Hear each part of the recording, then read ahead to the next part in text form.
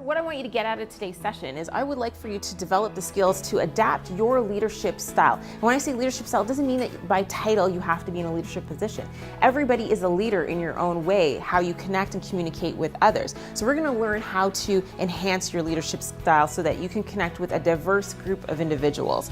You're going to learn how to identify your own personal conflict style and how you show up when you're in conflict with others. You're going to look at increasing your effectiveness in terms of how you communicate and reduce those negative behaviors when you're in a conflict with somebody. And then you're going to enhance your overall communication so that when you're working with teams, that you'll be more effective and that you can also reduce conflict and come to some sort of resolution in a lot faster and more efficient manner.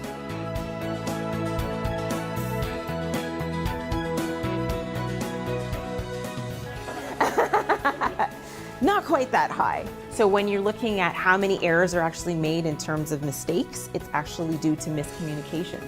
Same with flights. When there's a flight error and flight accidents, it's actually 70% of those are due to miscommunications. So you can see that communications really is a very big deal at the end of the day, and it's very important to be able to effectively communicate and connect with others. As innovators and people who come up with really great ideas, when you're asked to share those ideas, sometimes the things that get in the way is yourself. And you also have to think about, I need to understand how is it that I'm supposed to overcome those barriers. Nonverbal communications, that's really what people are paying attention to, more so than the words that are actually coming out of your mouth. So I'm going to prove that to you right now. So everybody, you know how to make a circle with your hand? Everybody can see me, right? So I want you to take this circle and put it on your cheek. You see? So exactly. There's more than half of you that were following me by putting it on your chin. So that means you're paying more attention to what I'm doing than what I'm actually saying. So systems thinking is really about understanding the impact of those interrelationships. So everything that you're working on, any idea that you have, any project or initiative that you want to move forward, you got to think about how is this going to impact other departments? Who do I need to involve? Who should I be talking to? Who else might be impacted by this? So that your decisions and your planning aren't made in isolation, but are rather with other departments, so that way you have a collaborative approach.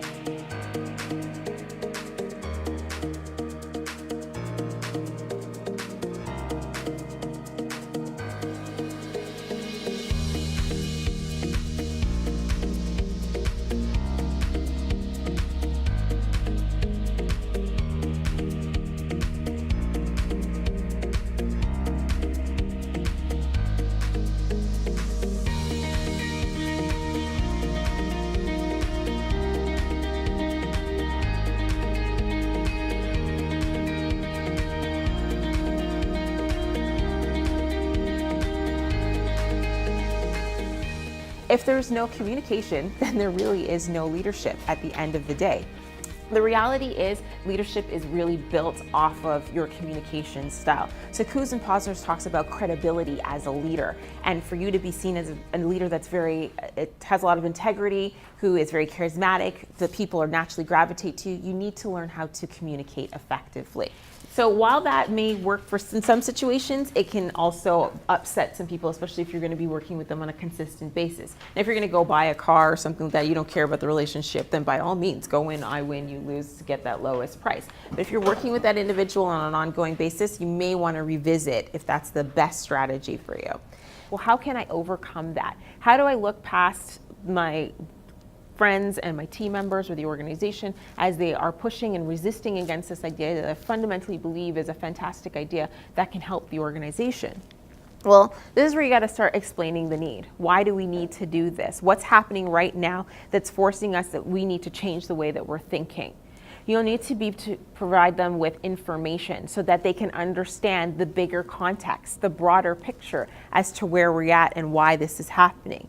We also need to consult with people, because you can't do this in isolation. You can't just run all by yourself. You got to collaborate and have them working with you as a team. How you operate, what you say, and what you do, that also leads to your credibility as an individual and whether or not people will trust you as a leader. So what comes out of your mouth, and if you stay consistent to that, that's where people start to believe in you. So that's really where the communication lies as it relates to those three areas. You also have to know that those ideas, the small ideas, even as small as you might think that they are, can actually be life-saving ideas. They're the ones that can change the way that you do your business and operate with others.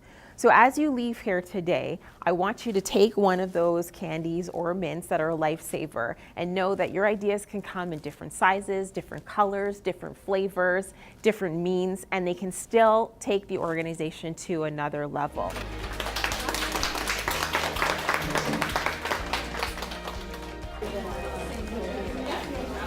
I'm gonna take yours, I'll throw these out. You're welcome. Thank you very much for coming. It's all good.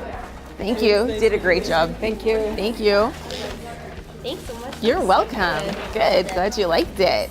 Bye, I'm going to give you a hug. That was great.